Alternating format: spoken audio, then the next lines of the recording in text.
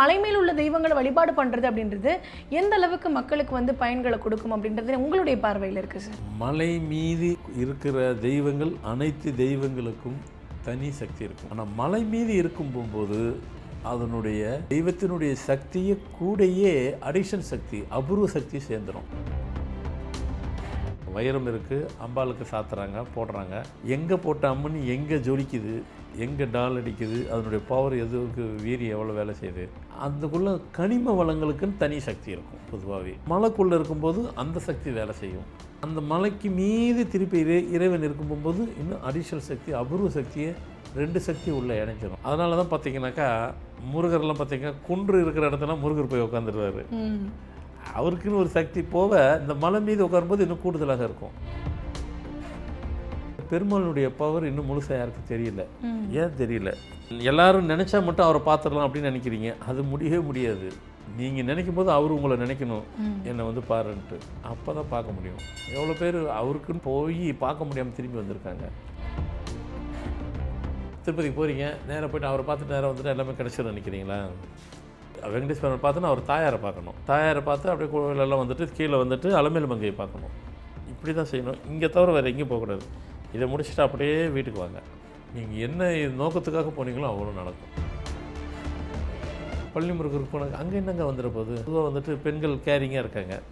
கேரிங்காக இருக்கும்போது வீட்டில் நடக்கும்போது ஒரு காலை கொஞ்சம் எக்ஸ்ட்ரா, கொஞ்சம் அப்படி எக்ஸ்ட்ரா ஒரு வைடாக தூக்கி, அதாவது வைட்னா அகலமாக வச்சாவே அப்படிலாம் கால் வைக்காதுமா, வயிற்றில் குழந்தை இருக்குது, பிள்ளை இருக்குது, அதுக்கு ஏதாவது இருக்குன்னுவாங்க. நீங்கள் மலை மேலே கேரிங் அது மாதிரி நடந்து பாருங்கள், வேணா ஒன்றும் ஆகாது. கேரிங்காக இருக்கிற நேரத்தில் பழனி மலை இருக்கு இல்லையா, நீங்கள் நடந்தே போங்க, கேரிங்காக இருக்கு நடக்க சொல்லுங்கள், ஒன்றும் ஆகாது. பிரசவம் கூட சுகப்பிரசவம் நடக்கும்.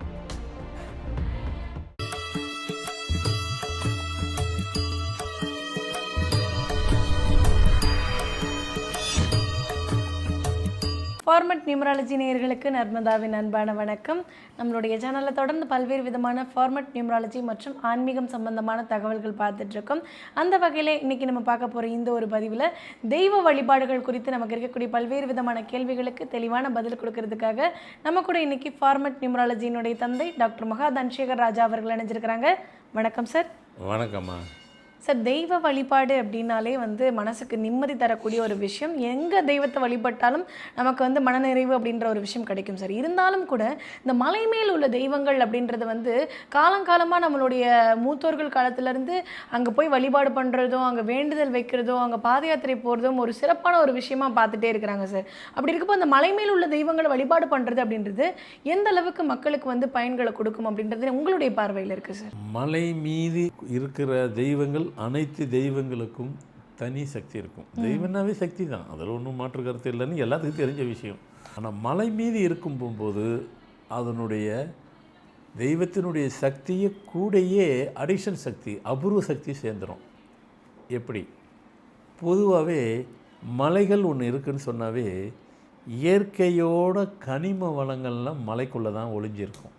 கனிம வளங்களுக்கெல்லாம் பார்த்திங்கனாக்கா இன்றைக்கும் வந்து பார்த்திங்கனாக்கா நீங்கள் வைரம்னு எடுத்துக்கங்க, தங்கம்லாம் எடுத்திங்கன்னா மலையாக தான் இருக்கும். மலைக்குள்ளே தான் ஒளிஞ்சிருக்கும். அதுக்குன்னு ஒரு தனி சக்தி இருக்குது. இப்போது வைரம் இருக்குது, அம்பாளுக்கு சாத்துறாங்க, போடுறாங்க. எங்கே போட்ட அம்மன் எங்கே ஜொலிக்குது, எங்கே டால் அடிக்குது, அதனுடைய பவர் எதுவுக்கு வீரியம் எவ்வளோ வேலை செய்யுது. அதனால் அதுக்குள்ளே கனிம வளங்களுக்குன்னு தனி சக்தி இருக்கும். பொதுவாகவே மலைக்குள்ளே இருக்கும்போது அந்த சக்தி வேலை செய்யும். அந்த மலைக்கு மீது திருப்பி இறைவன் இருக்கும்போது இன்னும் அடிஷனல் சக்தி, அபூர்வ சக்தியை ரெண்டு சக்தி உள்ளே இணைஞ்சிடும். அதனால தான் பார்த்தீங்கன்னாக்கா முருகர்லாம் பார்த்தீங்கன்னா குன்று இருக்கிற இடத்துல முருகர் போய் உட்காந்துருவார். அவருக்குன்னு ஒரு சக்தி போக இந்த மலை மீது உட்காரும்போது இன்னும் கூடுதலாக இருக்கும். அதனால தான் பார்த்தீங்கன்னாக்கா திருப்பதி வெங்கடேச பெருமாளுக்குடைய பவரை உண்மையிலே முழுசாக இன்னும் யாருக்கு தெரியாது. ஒரு எலுமிச்சம்பழத்துக்கு எவ்வளோ பவர் அப்படின்னு பார்த்தாக்கா இன்னும் யாரும் சரியாக கண்டுபிடிக்கல. வெறும் 5% தான். அதுமாரி பெருமாளுடைய பவர் இன்னும் முழுசாக யாருக்கு தெரியல. ஏன் தெரியல? எல்லாரும் நினச்சா மட்டும் அவரை பார்த்துடலாம் அப்படின்னு நினைக்கிறீங்க. அது முடியவே முடியாது. நீங்கள் நினைக்கும் போது அவர் உங்களை நினைக்கணும், என்னை வந்து பாருன்ட்டு. அப்போ தான் பார்க்க முடியும். எவ்வளோ பேர் அவருக்குன்னு போய் பார்க்க முடியாமல் திரும்பி வந்திருக்காங்க. உண்டு சார். காரணம் என்ன தெரியுங்களா? அவர் இருக்கிற மலை பல ஏக்கர்ஸுக்கு நடுவில் அப்படி ஒரு பவர். இன்னும் அந்த மலைக்குள்ளே மனித உருவமே உள்ளே போய் செல்ல முடியாத இடம் உள்ளே அது உள்ளே இருக்குது. அதில் அவங்க 1/3 கூட இல்லை. அதுதான் நம்ம போய் மனுஷன் நடமாட்டம் இருக்குது. மீதி உள்ள இடத்துக்கெல்லாம் நம்ம போகவே இல்லை. கரெக்டு தானே? கரெக்டு தான். போகல, யாரும் போகல. காரணம் அங்கெல்லாம் போக முடியாது. அந்த சக்தியெல்லாம் அதனுடைய பவர்லாம் வீரியமான பவர். பவர்னால் அப்படி ஒரு பவர் அது. அந்த பவர் இருக்கிற இடத்துல கரெக்டாக அவர் போய் உக்காந்துருக்கிறாரு வெங்கடேஷ் பெருமாள். ஒன்றுமே பண்ண முடியாது. சும்மா நீங்கள் அதனால தான் பாருங்கள், திருப்பதிக்கு போகிறீங்க, அந்த திருப்பதிக்கு போகிற வரைக்கும் என்னென்ன கதையெல்லாம் எல்லாம் பேசிட்டு போவாங்க. அப்படியே போயிட்டு அந்த மலை மேலே ஏறும்போது எல்லாம் மறந்துடுவார், மறக்கடிச்சிருவார். ஒன்றுமே தெரியாது யாருக்கும், ஒரு ஞாபகம் வராது. எஸ்பெஷலி வீட்டு ஞாபகமே யாருக்கும் வராது. அந்த மலை மேலே அப்படி ஏறும் போகும்போதே சரி, இல்லை நடந்து போனாலும் சரி, பாத யாத்திரை போனாலும் சரி, அவரை தவிர எதுவும் வராது. அந்த சக்தி அவர்கிட்ட இருக்குது. இல்லைங்க, நான் எல்லா கோயிலுக்கும் அப்படி பண்ணுறேங்க, எல்லா கோயிலும் அப்படிலாம் சொல்லாதீங்க. அம்மன் கோயிலில் போயிட்டு அப்படியே பண்ணுறோம், வீட்டுக்கு அதெல்லாம் உட்காந்துட்டு ஓரமாக உட்கார சொன்னால் எல்லா கதையும் பேசிகிட்டு இருப்போம். அங்கே பேசுனேன் அப்படின்னு சொல்லுங்கள், வரவே வராது. அதனால் பெருமாளுக்குன்னு அங்கே வழக்கமாக ஒரு சக்தி மலை மேலே தான் சக்தி. ஆனால் அவர் உட்காந்துருக்கிற இடம் வாய்ப்பே இல்லை. அப்படி ஒரு அதீதமான ஒரு சக்திக்குள்ளே உட்காந்துருக்கிறாரு. அதனால் நமக்கு அவர்கிட்ட சரியானது என்ன கேட்கணுமோ அதை கேளுங்க, அது சரியாக நடக்கும். அவரை பார்க்க போனீங்கன்னா அதுக்கும் ஒரு மொராலிட்டி இருக்குது. அதன் பிரகாரம் போய் பார்த்துட்டு வந்தீங்கன்னா தான் அவர்கிட்ட நாம் என்ன எதிர்பார்க்குறோமோ அந்த சக்தியை நம்ம ரிட்டனாக எடுக்க முடியும். திருப்பதிக்கு போகிறீங்க, நேராக போய்ட்டு அவரை பார்த்துட்டு நேராக வந்துட்டு எல்லாமே கிடச்சிடும் நினைக்கிறீங்களா? திருப்பதி பார்த்தீங்கன்னாக்கா அவங்க அம்மாவை பார்க்கணும், அப்புறம் அலமேலு அம்மாவை பார்த்துட்டு தான் நீங்கள் வந்தால் தான் முழுசாக கிடைக்கும். வெறும் அவர் மட்டும் தான் பார்க்க போகிறோம், அவர் மட்டும் பார்த்தோன்னா ஒன்றும் சொல்ல மாட்டார். அவர் ஒன்றும் கிடைக்காது. அவர் பார்த்தீங்க வந்தீங்க. வெங்கடேஸ்வரன் பார்த்தோன்னா அவர் தாயாரை பார்க்கணும், தாயாரை பார்த்து அப்படியே கோவிலெல்லாம் வந்துட்டு கீழே வந்துட்டு அலமேலு மங்கையை பார்க்கணும். இப்படி தான் செய்யணும். இங்கே தவிர வேறு எங்கேயும் போகக்கூடாது. இதை முடிச்சுட்டு அப்படியே வீட்டுக்கு வாங்க. நீங்கள் என்ன நோக்கத்துக்காக போனீங்களோ அவ்வளோ நடக்கும். ஃபுல் வைப்ரேஷனு ரிட்டனோடு எடுத்துகிட்டு வருவீங்க. மலை மேலே இருக்கிறதால அப்படி. முருகருக்கு போங்க, பழனிக்கும் போங்க. பழனி முருகருக்கு போனாங்க, அங்கே என்னங்க வந்துட போகுது? ஆமாம், பொதுவாக வந்துட்டு பெண்கள் கேரிங்காக இருக்காங்க. கேரிங்காக இருக்கும்போது வீட்டில் நடக்கும்போது ஒரு காலை கொஞ்சம் எக்ஸ்ட்ரா, கொஞ்சம் அப்படி எக்ஸ்ட்ரா ஒரு வைடாக தூக்கி, அதாவது வைட்னா அகலமாக வச்சாவே, அப்போல்லாம் கால் வைக்காதுமா, வயிற்றில் குழந்தை இருக்குது, பிள்ளை இருக்குது, அதுக்கு எதாவது இருக்குன்னுவாங்க. நீங்கள் மலை மேலே கேரிங் அந்த மாதிரி நடந்து பாருங்கள், வேணா ஒன்றும் ஆகாது. முருகன் பாதுகாப்பாக அனுப்பார். முருகன் பாதுகாப்பாக இருப்பார். கரெக்டாக சொன்னீங்க. ஒன்றும் ஆகாதுங்க. அதுதாங்க இறை சக்தி. கடவுள் இருக்கிறாரா, இறைவன் இருக்கிறாரா, வந்து காட்ட சொல்ல வைக்கணும். நீங்கள் கேட்குற நேரத்தில் காட்டுறதுக்கு அவர் என்ன நீங்கள் வச்ச ஆளா? கடவுள் என் கண்ணு முன்னாடி காட்ட சொல்லு, அவர் ஏன் காட்டணும்? அவர் ஏன் வரணும்னு கேட்குறேன். அவருக்கு முன்னாடி நாம் தான் போய் நிற்கிற மொழியை நாம் கேட்டு அவர் வரணுங்கிற அவசியத்தை அவருக்கு இல்லை. இதெல்லாம் அந்த இறை சக்தியை நம்ம புரிஞ்சிக்கக்கூடிய ஒரு இடத்துல இருக்கிறோம். நம்ம புரிஞ்சிக்கலைன்னாக்கா அது நம்ம யார் புரிஞ்சிக்கலாம் அவங்க தப்பு. கேரிங்காக இருக்கிற நேரத்தில் பழனி மலை இருக்குது இல்லையா, ரோப் கார் இருக்குது, அது விட்டுருங்க. நீங்கள் நடந்தே போங்க. நடக்கலாமா? நடக்கக்கூடாது. சாதாரண நடக்கலாமா? அது ஓகே. கேரிங்கருக்கு நடக்க சொல்லுங்கள்.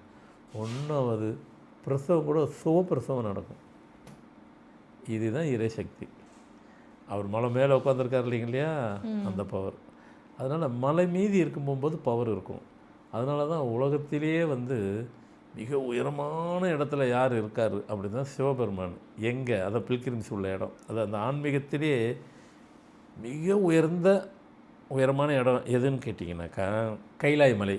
22,500 அடி உயரத்தில் இருக்கிறாரு. அதுதான் இருக்கிறதுல ஹைட்டு. அதோட ஹைட்டு வேறு எங்கேயும் கிடையாது. அதனால தான் நீங்கள் எந்த மலை மீதில் எந்த கடவுள் இருந்தாலும் சரி, அம்பாள் இருந்தாலும் சரி, முருகர் இருந்தாலும் சரி, சிவனாக இருந்தாலும் சரி, விநாயகர் இருந்தாலும் சரி, இவங்க மலை மீதி இருக்கும்போது இவங்களுடைய அபூர்வ சக்தியும் அவங்களுக்கு இருக்கட்டும்.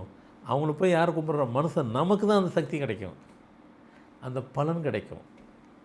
எதுக்காக போகிறோமோ அதை அப்படியே வந்து உள்வாங்கி அவ்வளோ காரியம் நம்ம சக்ஸஸ் பண்ணிக்கலாம்.